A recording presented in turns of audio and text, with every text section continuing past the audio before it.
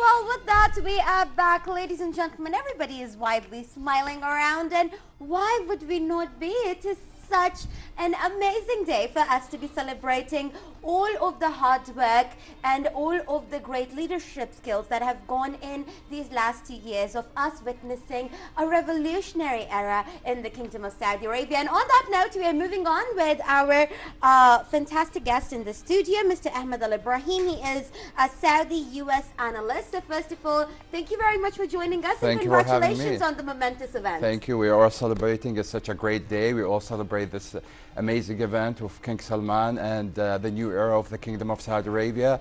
Yeah. We really feel that we are progressive. A lot of changes happened in the past 2 years, and we're looking forward for more. This king started from day one being so decisive, very strong, looking forward for change. I mean, we've seen so much unprecedented changes in the Kingdom of Saudi Arabia. One, and the world knows all about, is the economic changes of Saudi Arabia, let alone since these 2 years we've been having the biggest traffic of leaders coming to meet King Salman because of how much Saudi Arabia is playing such a huge amazing role in politics and stabilizing the surrounding regional countries within the region and internationally and economically. We are very delighted. We are, as a Saudi citizens, we appreciate everything that King Salman did for us in the past 2 years, giving us the security, giving us the strong economy that we are looking forward, putting set forth plans in 2020, 2030. This is unprecedented in Saudi Arabia. We've never looked forward for probably 20, 25 years that we've all been working towards in order to achieve it and put the whole world in a map with Saudi Arabia in order to know what Saudi Arabia needs and what Saudi Arabia needs to achieve.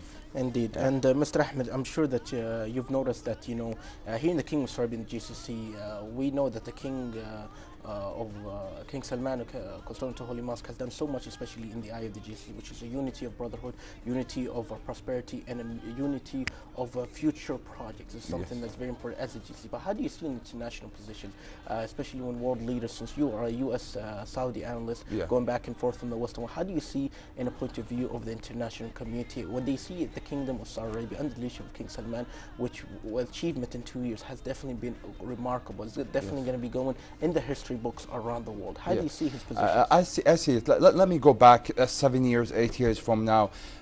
Saudi Arabia has been depending on their allies a little bit strongly at that time.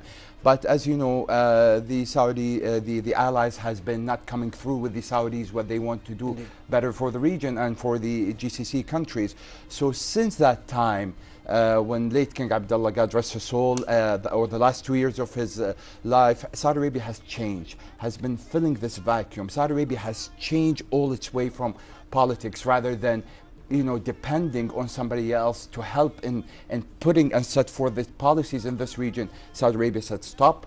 We're going to take action ourselves. We know what's better of this country. If the West or the East does not see what we see better for our people or the GCC or the regional Pan-Arab region, we are going to take it. And Saudi Arabia is in the lead right now. They are making decisions by themselves. They are putting such strong with the unity of the Muslim nations around them by putting, establishing the anti-terrorist Islamic coalition that they had the Shimal in the north training, and so all these kind of things, the whole world is looking at a new Saudi Arabia.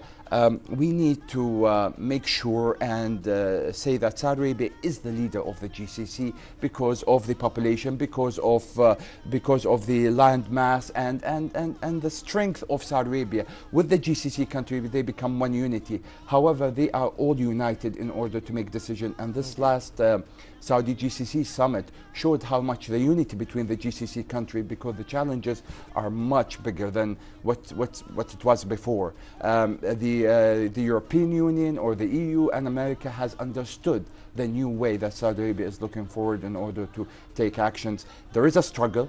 We're going to face a lot of tough challenges in convincing the West or convincing the East on what Saudi Arabia needs to set forth.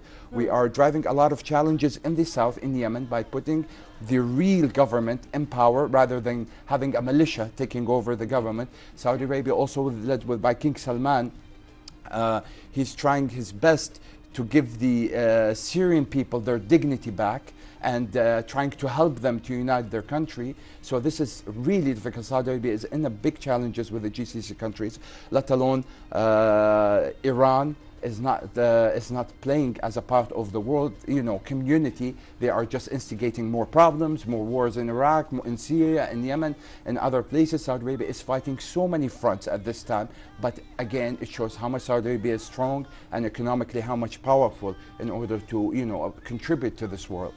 Indeed. Absolutely. Now, Mr. Ahmed, taking note of the fantastic aspects that you have brought in, highlighting all of those different aspects that have been really done. Now, we do know that King Salman bin Abdulaziz Al Saud, even from the time when he was the governor of Riyadh, he was never just a man of words. He was always a man of action. We have seen how Riyadh has progressed in the last 2 to 3 different decades. Now, speaking of the GCC countries, the 6-nation bloc, there really never has been a power struggle between the 6 countries. They're always on one page, and they're always there to support one another. Now, as you were rightly mentioning about Yemen and the problems that have been happening over there, Saudi Arabia, I think in the longest time, it is a revolution for the country to be taking such a drastic step in order to be helping a brother out. Now, we do know that there have been lives lost from our soldiers in Yemen. May God reward them for their bravery and their courage. But it has been a difficult time for Saudi Arabia, where we have given our own blood to our brotherly nation of Yemen. Tell us more about the sentiment of the people, as you see, you and I belonging to the country over here. Tell us about the sentiment of the people, because even with the lives lost, the sentiment has not decreased. No. People absolutely are still just as much in awe and in admiration, Shukran, of the king as they were always. Yes. So talk to us about the sentiment of the people towards the beautiful king. I mean, let me go back since King Salman, God bless him, he was the governor of Riyadh. King Salman is a very straight, decisive man since day one. He sleeps early. He wakes up on Fajr prayer, okay, and he have his swimming run on the pool. Then he goes to the office at 7:30 just to seek what peoples of Riyadh wants. And he continued that until today. And he's a king today, and he's doing the same system. I mean, he's in his office early. He look at everybody. He look at the whole kingdom today. He tried to solve all the problems, and he leaves with everybody else. So this shows you how much of a personality he is, how much he's decisive, how much he's committed. And it's amazing to see somebody as King Salman doing it right now. On the other hand, on the Saudi people and how much they are committed to what King Salman is doing right now. King Salman is decisive. When he saw his brothers in Yemen and the leadership is really going down and we're going to lose Yemen, and remember, Yemen is on the border of Saudi Arabia. True. He does not take any, it's either black or white. So he did an action. He took an action that we needed, and it's very secure for the country, and this is what actually everybody was looking for. Listen, nobody wants to go to war. True. Saudi Arabia avoided so many times to go into war, tried to help countries in order to do that. War is the last resort, but in Yemen, unfortunately, that was the only solution. And yet to see that this thing, probably we are not seeing it right now, or a lot of people probably not seeing it, but it's a security for the kingdom, probably another 700 years, let's say. Okay, all this action has been done. It was a must. So the people of Saudi Arabia, like they've always done, they are always back, they back their kings. The morals is up, the sentiment is up, and he's trying everything, King Salman, to do in order to help the Yemeni people to prosper, to finish the war quick, and to give back the legitimate government, the country. The Saudi people, yes, we lost a lot of people. We have a grief for them. We feel bad for them. But the leaders, from the minister of, or the Crown Prince Minister of Interior, and the Prince Mut'ab bin Abdullah, the Minister of National Guard, and Prince Mohammed bin Salman, the Minister of Defense, they all made sure that they contribute to those families who lost the loved ones, to put them on programs, to show them their support, that their fathers or brothers or, they were on the zone and they are fighting. I mean, we know so many cases that brother has been killed on the border, his other brother want to go there to defend, to replace his brother position. I mean, you hear stories, we could go on and on and on. The commitment is there, the people wants to live in security and peace, yet you have to be decisive. Saudi Arabia is a big continent. It's not a small country. So you have to guard your borders. And, you know, it's time for the Saudi people also to give back to their, you know, leaders and the country as much as the government and the kings gave back to the Saudi people. So we love it. We're going to always contribute. The people is going to be backed by the leaders. And this is what all Saudi Arabia and the Saudis is all about. Indeed. And Mr. Ahmed, you brought many very important perspective regarding what the Kingdom of Saudi Arabia has done within a period of 2 years, achievements, the hardships that we faced, and the solutions, which was very difficult for us as a nation, but yet we were progressing step at a time as a nation, as a unit, and as brotherhood. But the 2 years has definitely been one of the most successful era in any country around the world. For the Kingdom of Saudi Arabia from the beginning of reign of King Salman till now, which is 2 years, we have seen lots of economic and social push, which is about development, and of course about future growth, which is moving away from the oil sector, and the future plans like national transformation of 2020 and vision of 2030. In these 2 years, we know that achievement, and this is the foundation for the future. But how do you see the future, especially with 2020 is going to be coming up very soon? How do you see the future under the leadership of King Salman? I mean, definitely, as you just mentioned, I mean, the changes that we're seeing, it's unprecedented. Every day there's a new change. Every day there is a solid economic change to the kingdom. I mean, it's time as the transformation and the vision that we need to, you know, migrate from oil. Oil is very important. It's always going to be there. But again, we need to produce this country to have so many sources. We have the most educated people that they went and they studied in the best prestigious universities around the world. It's time to take them and they train their brains in Saudi Arabia and make them, you know, flourish Saudi Arabia even more. So we need to do more stuff. We need to probably, you know, get our own metro done in couple, you know, 10 years, since we have the biggest project of metro. Exactly. We have a lot of things that we need to nationalize in Saudi Arabia, nuclear and what have you. Things are essential for the Saudi economy.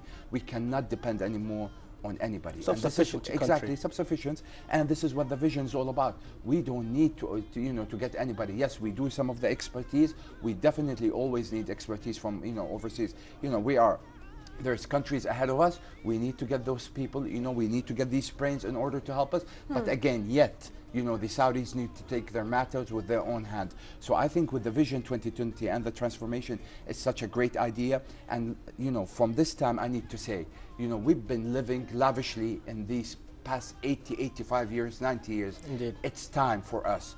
Probably this transformation or this vision is gonna require us, you know, to unite, require us to leave some of the addiction that we were addicted to. Have some sacrifices. You know, and have some sacrifices. And if you don't sacrifice for your country, who you would sacrifice There'll be for? no success, right? of course. You know, so it's time. It's time for the Saudi people to understand that. And, you know, majority of the Saudi population, they are youth, and I think they do understand, and they do have the mechanism, and they do have the flexibility in order to understand. You know, all I'm asking you is probably to live different another 2-3 years, but you're going to have a prosperity forever, maybe. Indeed. You know, and it's because inshallah you are putting the right foundation, and it's time for this foundation. By 2030, you know, Saudi Arabia is going to be a new face. Saudi Arabia is going to be having the biggest sovereign fund in the world. Saudi Arabia is still going to depend on oil, but this is an option. You know, yes, Saudi Arabia is gonna, exactly. You're going to have so many factories. Probably you're going to have cars manufactured over here. You're going to have planes, as you saw a couple of weeks ago. The alliances between Saudi Arabia and Kiev in Ukraine. Yes. You know, exactly, and so many things. You know, some of the things they were saying they're going to have a launching pad in Saudi Arabia for, you know, one of the agencies. Why not? Yeah, why not? I mean, Absolutely. you have one of the launching pads or a surface area over here. So there are things is unprecedented for this country to be, and why not? Saudi Arabia can do it. They have resources, they have the land, they have the people, they have capital potential, and we have the best brains over here. So why not? It's time, I think, for us to understand this vision and be committed to it, and no more going backwards or let down. You have to go forward, and I think that's all about it. Now, you know, it honestly is just, as I say, happiness is infectious. It's a happy day. We are all happy, and we have good reason to be happy. Now, talking about this happiness, Mr. Ahmed, we have been discussing the revolution that has taken place in the Kingdom of Saudi Arabia in just these 2 years. 2 years in a number of days is not really too much, but when you come in terms of the achievements that have been made, it has been tremendously enough, sufficient to last a whole decade. But we are just going on constantly in the same pace and progressing further and further. God bless the king and the country. But talking about King Salman, him personally, it was the first time, and it came as a shock to all of us, especially the youngsters, that the king of the Kingdom of Saudi Arabia was present on Twitter. Yeah. Now, this was a revolution in itself. Let's forget all of the big milestones that he has accomplished.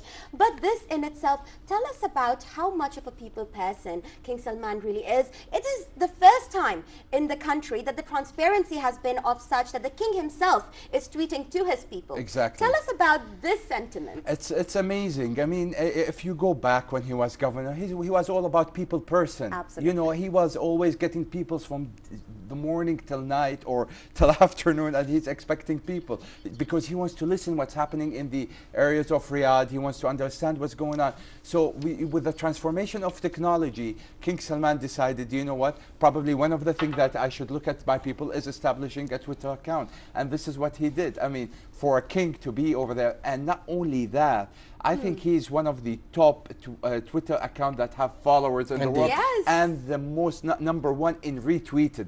You know, so this tells you something. There is hunger for the king. I mean, why not? You're talking about, you know, a lot of people. I love that. Why not? Yeah, why not? Exactly. You know, people look at America, people look at Russia, people look at China, and there is Saudi Arabia too. Indeed. I mean, you know, we are in the G20, and you know, we are the #1 country in stabilizing oil prices and stabilizing an economy.